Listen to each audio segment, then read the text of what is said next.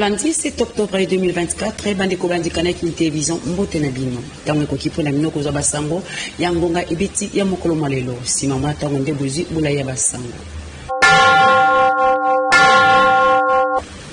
Sommet à francophonie en France et à la qui est clôturé mon samedi 5 octobre 2024 wap la travaux et kobaki na vampé après-midi tata mon compte le Congo démocratique Félix Antoine Tshisekedi Tshilombo a participé qui kaka na séance ya avant midi Puris Pembe ezalaki na ndako lokumu babengi Grand Palais en plein Paris nde ba travaux ya sommet à francophonie et kobaki pour la deuxième et dernière journée na yango. Misala esalemaki na baton mibale to pe na 2 temps. Na tongo, ba chef d'état pe à gouvernement ya organisation internationale en francophonie, ba participaki na série moko ya ba séance plénière pour na ko évaluer tour à tour rapport ya président à conférence ministérielle na o etali bongo 45e session.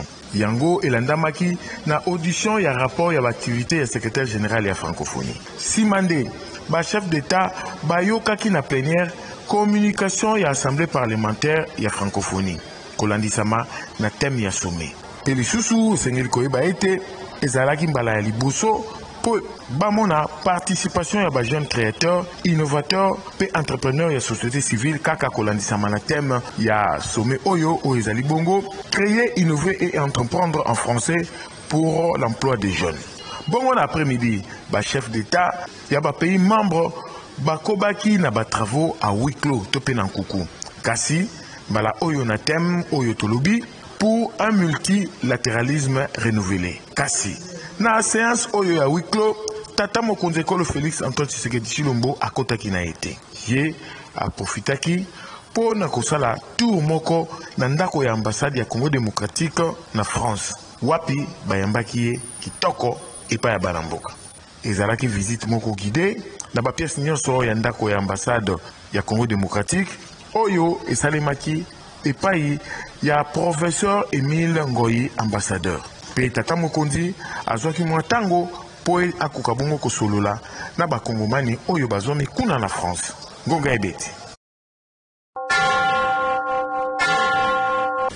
Namai Matali Basango ya ministère intérieur Sengé Pebete vice-premier ministre intérieur sécurité décentralisation et affaires coutumières Jacques Chabani à Kitaki Goma na Nord Kivu dimanche 6 octobre 2024 puis à Kitaki Malamoko na Lac Kivu et Sikeli Kamawa puis à Sola qui sur place na ba famille ba victime pe population Puris Pembele Azonisus. Na kombo ya gouvernement congolais, vice-premier ministre, ministre intérieur, sécurité, décentralisation pe affaires coutumières Jacques Chabani akitaki Goma na mutu ya délégation moko ya munene. Tomonaki ministre affaires sociales, ba gouverneur ya Nord pe Sud Kivu, pe lisusu ba expert ya ba ministère ya intérieur, ya affaires sociales pe o ya transport. Kuna basololaki na bakambi ya port pona koyeba malamu nini elekaki pe koluka lolenge nini ya ko retrouver ba corps oyo ezali na se ya mai pona dei moko a lokumu pe azangaki te kosolola na bandeko ya ba victime pe population boyo kangonga on a fait un constat pour faire un rapport sur place pour qu'on ait une réunion il y a un conseil de sécurité avec la responsable d'autres qui font le point de la situation et puis quels sont les besoins exacts pour poursuivre la recherche des études. Et puis tout à conclure mission à point de presse tout à dire à patin pour partir à conclusion. Je nous quelles sont les décisions prises par le gouvernement. On a tout la mission et à pourquoi comment nani ko responsable ya makoni tunapata ngonga ebeti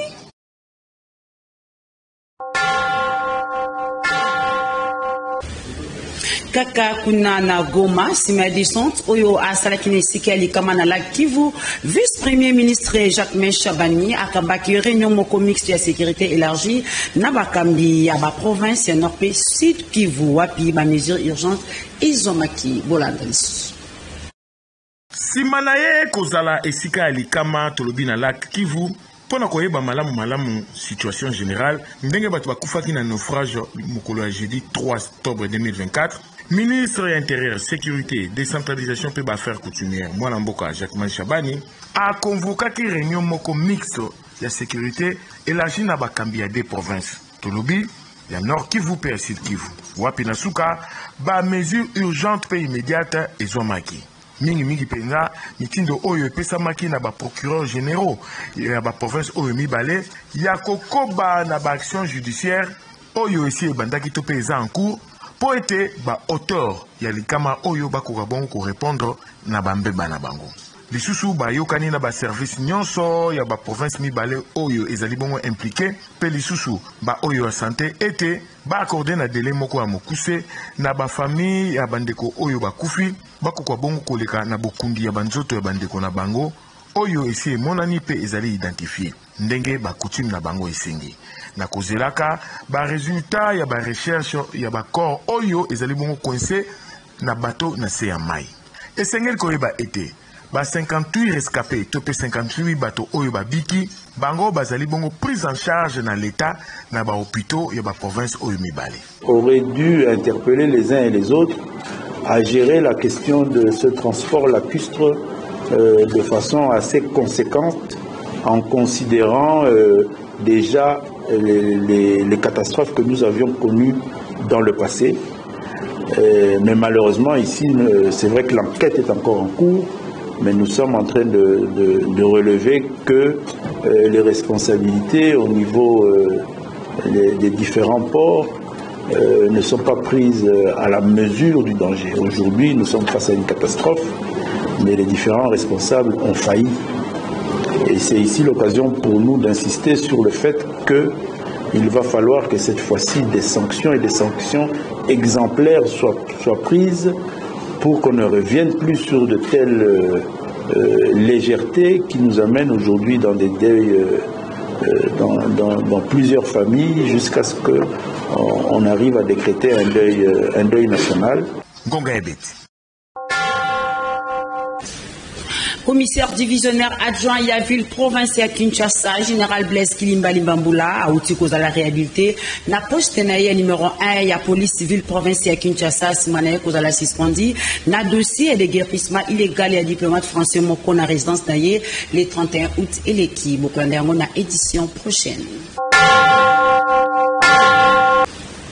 Ba compagnon et liberté, un mouvement de libération du Congo Bassa qui déclaration pour la Kosenga, démission secrétaire général ya parti politique était ba respecter ba texte Oyo et Kambaka parti Simalabango Kotalisa était Simalabango plutôt Kotalisa renouvellement la bango na confiance ya Jean-Pierre Bemba Gombo Bolanda.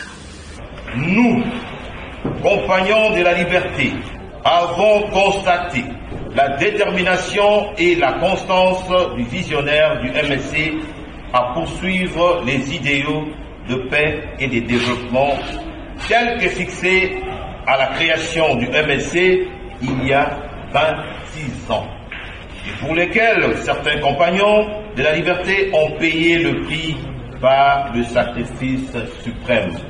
Aussi, nous réitérons notre soutien indéfectible au leader du mouvement de libération du Congo et grand chancelier de l'ordre des compagnons de la liberté. Cependant, les compagnons de la liberté déplorent le dysfonctionnement du parti qui risque de les désorienter face aux objectifs de départ, notamment. Or, le relâchement manifeste dans la conduite des activités du parti. 2. La cacophonie et la guerre de leadership dans l'espace 1+4. 3. Les faibles taux de résultats allant décroissant à l'issue des élections de 2018 et 2023. 5. Le refus du secrétariat général d'organiser les renouvellements du mandat devant les congrès de 2018 et 2023, conformément à l'article 39 des statuts du MLC. Le mandat du président national ayant été renouvelé lors du congrès de 2023, il y a nécessité et besoin d'alternance et d'émergence de nouvelles énergies. De ce qui précède, Les compagnons de la liberté, en contact avec la base ainsi que les structures du parti, exigent la démission de l'actuel secrétaire général et se fondant sur la jurisprudence ayant prévalu à la désignation de l'actuelle équipe en dehors du Congrès, demande la désignation d'un nouveau secrétaire général pour anticiper sur les prochaines échéances de 2028. Conformément au décret non abrogé du 31 mars 2003 précité, créant le corps des compagnons de la liberté, les compagnons de la liberté réitèrent l'exigence de réintégrer le corps des compagnons de la liberté dans les statuts du MSC comme organe du parti. Dans le cas où le président national se trouverait dans l'embarras dans le choix d'un secrétaire général, la base du parti se chargera de proposer des candidats à la stricte discrétion du leader du mouvement de libération du Congo. Les compagnons de la liberté demandent à tous les organes et structures du parti à tirer toutes les conséquences de cette prise de position des compagnons de la liberté pour donner au parti la chance d'une nouvelle perspective. Avec Dieu, nous vaincrons. Fête à Kinshasa le 5 octobre 2024, les compagnons de la liberté. Tukatsa na ngambi ya parti politique AFDC pona kotel Sabino Elia Lukunga simana yoko yamba ba groupe socio-politique ya ba journaliste pe ba association ya ba jeune na cabinet na ya Mosala honorable Bati Baseme Emmanuel Akitaki na siège ya société Metrokin oyo pona kosolola na bango mai matali embouteillage na ville provinciale ya Kinshasa Leto Masiala. Ayambamaki epa ya directeur général ya société Metrokin Mwanamboka Eric Onepunga Elie Lukunga député national Bati Baseme Emmanuel oyo bana Lukunga bamesana kobenga la colonne vertébrale de Lukunga toujours très engagé sur terrain pour défendre ba intérêt ya bakinois epai wapi auti kosolola tango molai na bakambi ya société Metrokin na likambo etali projet de transport en moyen rapide pour la ville de Kinshasa pe na Congo Mobimba na tina kosilisa likambo etali phénomène ya embouteillage oyo ekomi kotungisa bayimbo katango nyonso pona DG ya Metrokin atalisi penza projet yango epai ya molobeli ya bana ya Lukunga pona compte ya parti cher ya professeur Modeste Batu Kwebo était projet de transport en moyen rapide et ezali unique solution pour na qualité na embouteillage na école Congo démocratique Mobimba kasi projet yango ezali kosenga penza soutien makasi na ngambo ya ba parlementaire pour être endima na gouvernement central pe Elie Lukunga député national Bati Baseme Emmanuel azalaki favorable pour na yango Boyo Kangonga. J'ai échangé avec le DG du Metrokin et il a essayé de nous expliquer que le projet veut à ce qu'on puisse avoir des métros qui vont quitter Gare Centrale dans sa première phase pour aller jusque vers l'aéroport, mais aussi il y aura d'autres phases qui pourront permettre à ce qu'on puisse désenclaver Matadikibala, on puisse désenclaver Mboudi, on puisse aller jusque même à l'intérieur, donc c'est l'Embao et consorts. Donc moi j'estime que c'est un projet qui nécessite son appui et c'est l'occasion d'ailleurs de féliciter le chef de l'État, son Excellence Félix Antoine Tshisekedi Tshilombo, qui a eu cette vision. Et nous encourageons, nous sommes là pour appuyer cette vision. Kaka mokolo yango honorable Bahati Baseme Emmanuel ayambaki délégation syndicale ya société Congo Airways oyo ezali société publique. Simanaye kokomela vice-premier ministre, ministre ya transport pe voie de communication, Mwanamboka Jean-Pierre Bemba Gombo, mokanda pona koyeba suspension ya DG PDG ya société Congo Airways. Ngonga Ibeti.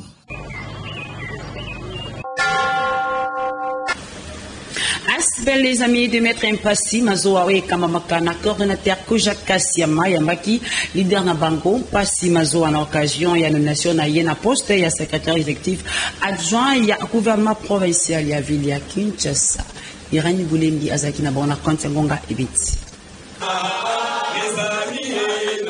Bazalaki ebele ba chef de base ya Asbel les amis de maître Passy Mazoa pona koyamba leader na bango maître Passy Mazoa kolandisama na nomination na ye lokola secrétaire exécutif adjoint à gouvernement provincial. Milulu ezalaki tope esalemaki avec impact na idéologie na bokamemi accordé à les amis de maître Passy Mazoa wana tolobi koja kasiama o na bozuna e maloba asalaki déclaration pona ko remercier leader na bango maître Passy Mazoa oyo epesaki nzela na kokota na mama na likambo. Bongo na bokoti na ye maître Passy Mazoa ayambamaki kitoko na etuluku ya base o bazalaki présent au rendez-vous. Loyembo na monoko kobeta milolo makasi bai SBL les amis de maître Passy Mazoa batondisamaki lisusu na esengo komona tope koyamba leader na bango oyo na bozuna ye maloba maître Passy Mazoa atombolaki mongongo makasi na kosenga na chef de base nyonso ya Asbel les amis de maître Passy Mazoa tosimba na la main dans la main pour na ko soutenir vision pe baction nyonso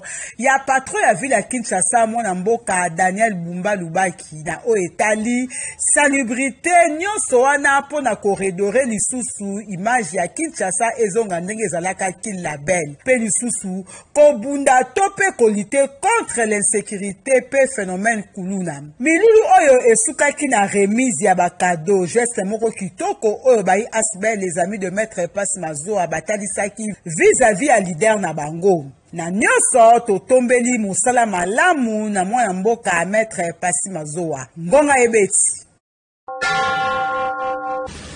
na basang mosusu esengi koyeba ete mokambi ya polisi ya district ya Moamba colonel Mohamed Mulumba akangi miyibi oyo banyokola population ya coin wana ya ville province ya Kinshasa mokolo ya dimanche 6 octobre 2024 mija aloa bazalaki kunelongo na Eli Konde Bolanda. Na susi oyo ezalaka na yango mpo na population ya district ya Moamba bazala kimia pe batambola malamu nde colonel Mohamed Mulumba atiaki maboko na miyibi oyo batungisaka population na ye ya Moamba. Miyibi oyo bozali komona na bilili bakenda sango bango bayibaka bakipaka te bakotelaka bato na bandaku pe bayibi biloko nyonso. Lokola colonel Mohamed atilaki bango mayele nde akangaki moko colonel elongo na miyibi bakendaki ti bisika babombaka biloko epai wapi bamonaki biloko ebele ya bato bayibaki. Population atondisamaki na esengo komona likambo epamba te bamiyibi oyo banyokola bango na koyibaka bango biloko. Boyoka ngonga ndenge betami etangami na opération toki kosala na bosi ya lelo. Alors toyemi ke la plupart samedi dimanche ezalaka période oyo bamiyibi basalaka baopération na bango nde yango biso mpe toplanifié journée ya lelo pour que veille ya samedi ya dimanche ya samedi dimanche ezala na baopération ebele. C'est ainsi que au cours ya opération wana tokangi bacriminel oyo na biloko nyonso ozomona ngonga ebeti. Colonel Pascal Siki Bango, numéro 1 ya police ya district ya Funa akitaki na place victoire pour na kobenga na pe kokebisa bato nyonso oyo batekaka na bamarché pirate Bolanda.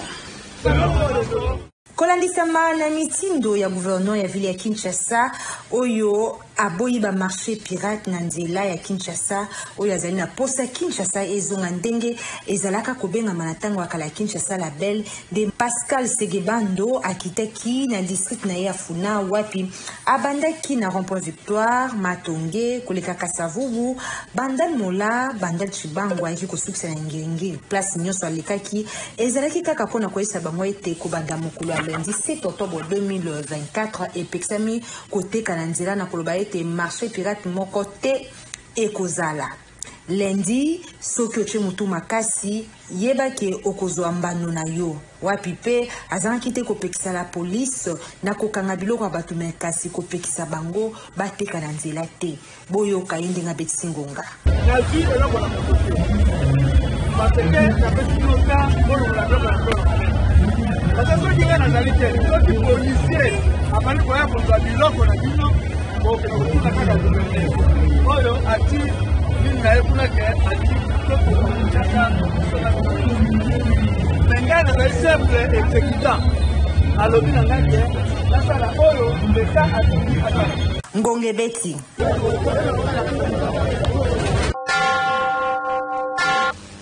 Namai Matai Bassango ya hôtel de ville de Kinshasa ici que été vice-gouverneur ya ville province de Kinshasa et dit il Molangi azali koko bana ba descente sur terrain à cadre d'opération coup de poing. Vendredi 4 octobre 2024 accompagné na délégation na EP ba élu provinciaux ya circonscription électorale ya Ngaliema ba kitaki na centre supérieur Tikokoma na Sola nyos na Bokambeni ya gouverneur Daniel Bumba Lubaki Bolanda Sardu Limbupono oyo azalaki na bango.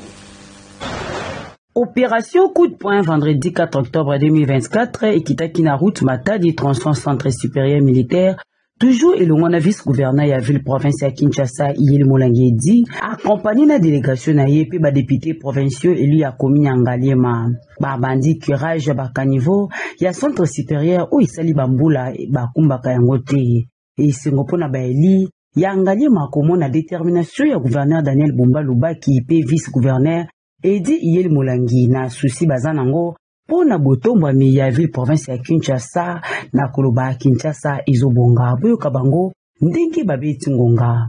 La volonté c'est ce qui nous permet de faire.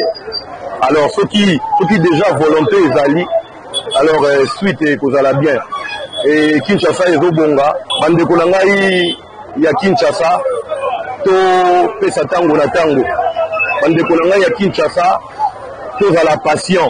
Soyez patient, vous pouvez avoir confiance ou vous pouvez travailler. Nous sommes dans le processus, il y a changement à Kinshasa. Biso nous contrôler misala. C'est pas les athlètes qui ont ébissé. Par exemple, bloqué qui ont ébissé. Et c'est pour l'initiative il y a repris à la base, la terre pour la repris à niveau de biso. Aux malamu, c'est la population de biso. Bon, on va faire déjà premier pas. C'est à nous maintenant de protéger ça. Nous aussi, nous avons mis Maro Bouaki, nous avons Edu Yeli, Daniel Bumba, chef de l'État, nous avons les côté. Nde bakobaki makolo l'homme du terrain vice-gouverneur ya ville province ya Kinshasa et le ngona ba député kokita na avenue Twala na Sola kota la ndenge kanivo e busha mawatroko koso oyo ezali awa pona population bala moko abingsaki engin e yaki awa pona kosala misala boyo kayemoko vice-gouverneur edi Yel Molangi ndenge abiti ngonga. Tuzaki mbela ya bukumesi na biso ya Ngaliema na skandale oyo semaki awa na Kambwanga. Mwana mboka Daniel Bumba Lubaki abaki vice-gouverneur kita kuna poto ba passe za kuna na leki na moni oyo sezo leka awa ndese bo mona awa problème nyeso wana ekosia tuza ngo solution na soranda kinwa boye basunga biso pe bo moni etani to kuti Kinshasa ba kinwa boze la presete kolobake tozo bonga Kinshasa to ba kinwa espare Kinshasa ezo bonga mais Kinshasa ngo ezo bonga tozo bonga na bino ba kinwa ozmeleki mula kinwa mai yeba kobatela yango ozoti ça a été na yeba kobatela yango peut pesi bugumese mitindo boye ndenge tozobongisa awa même na liboso ba boutique même na liboso ba pango bato soki bakuti bosoto ezali okozwa mpako na yo na kati ya commune kaka ba équipe ndenge ezali presque sur terrain constat pe esalemaki awa na balabala kenge na 24 novembre epai wapi bazali kosala évacuation ba immondice kolonga awa Kamera kitaki lisusu na direction gambela mingi na babalo kolenge tiko kita kota lolenge nini misala ya bolongo liboso tozali kosala mambala moko na lombango pe mituka ezokende kobwaka ngonga ibiti. Na occasion de ces 2 ans d'existence, il y a parti politique agissant pour la République à répartition Yamwanamboka, Maître Guilando Mboyo, activité Belé et Bonsami Kobanda, le week-end le 12 octobre 2024. Yannick Moulengo, Rachel Mboula.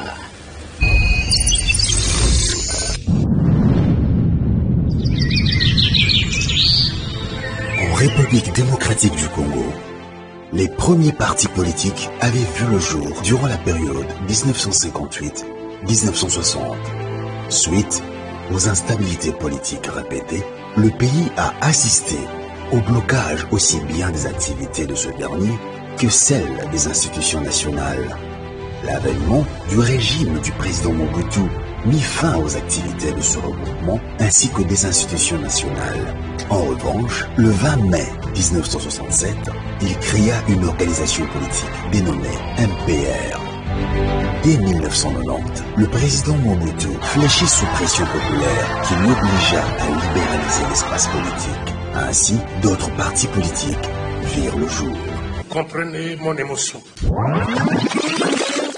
Motivé par ce constat du retard économique du pays et des bilans tristes dans tous les secteurs de la vie de la nation, après 60 années, l'idée vint à son excellence Guy Luando Mboyo de créer AREP le 8 octobre 2022. Un parti politique qui tire son inspiration par la légende du colibri.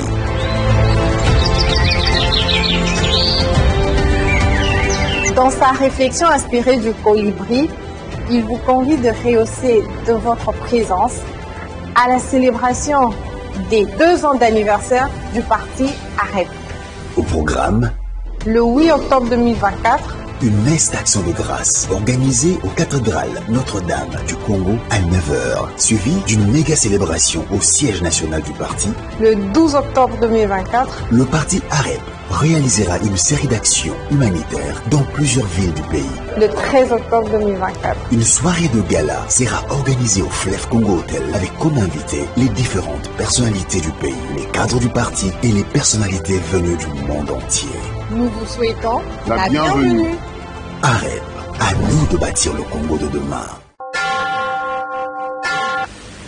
Tokomi na page rose wapikana avec une télévision pe rédaction ya ngorebeti ezali ko tombela mbotama ela mona Serge Kwilu moko ya basali na kati ya kaneki télévision mini penza na régie ya botama bongo le 7 octobre ya mbula moko 7 octobre 2024 azali ko sepel susu inane de plus na bomo inaye galati na basali nyonso ya kaneki bazali ko tombela ye mbotama ela mo lisusu na yo Serge Kwilu ya wenzambe abatela yo tusuki awa pona basango ya ngonga ebeti ya mokolo ya lundi 7 octobre 2024 soki bosepeli opesa matoni na kupar bola wadaki na nsima ya kamera pe na réalisation bongo régie esimamaki na mwana oyo abotami lelo papa oyo abotami lelo Serge Kwilu botika malu na koko bakolanda manaka ya la télé-vérité pe kimi ya kolo nzambe o mabota mabini.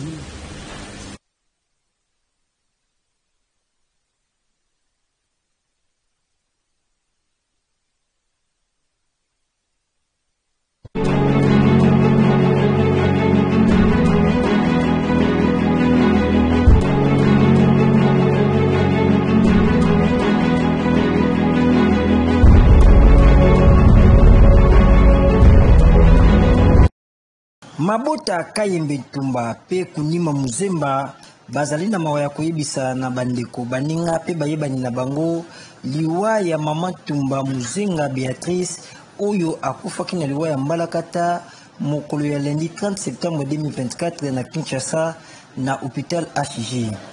Matanga ezali kosalema na balabala Dodoma numéro 155 na commune ya Lingwala na croisement ya baveni Wileri pe Dodoma. Programme ya matanga esalemi boye. Mercredi 9 octobre 2024, veillée mortuaire na grande salle oyo ezomi bongo na Carrefour de Gênes na croisement ya baveni Masimanimba pe Kasavubu. Jeudi 10 octobre 2024, bobimisi ya nzoto na morgue ya hôpital du cinquantenaire pe bokundami ekosalema kaka mokolo ya jeudi wana na cimetière nécropole Ntsele Bambu. Tika ete liyebisi oyo ekomela baibonso bayibaki mowei.